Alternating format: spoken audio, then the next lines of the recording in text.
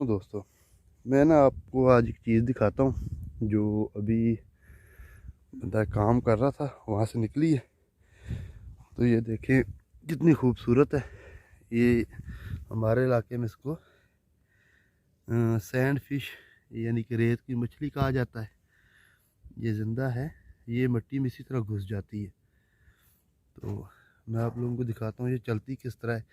ये लाइक सांप की तरह चल रही है और इसकी 4 टांगें। और ये अभी रेत गीली है बारिश की वजह से ना, रेत के अंदर घुस नहीं सकती है। तो ये रेत के अंदर घुस जाती है। सुना है कि ये जो हकीम लोग होते हैं ये इसकी कोई मेडिसिन वगैरह तैयार करते हैं। ये उल्टी करके आपको दिखाता हूँ मैं, अगर ये हो गई तो। वो जो उल्टी, ये देखें, ये नीचे से वाइट कलर की है। ये देखें, ये बल्कि नीले रंग की है नीचे से ना। जहरीली होती है सुना है, लेकिन देखते हैं कितनी जहरीली है। उल्टी अगर हो जाए तो ये देखें, उल्टी की है मैंने, ये फिर सीधी हो जाती है।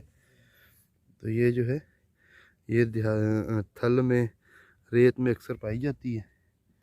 ये देखें जी, ये नेशनल जियोग्राफी वाले भी यही चीज़ें दिखाते हैं हमें।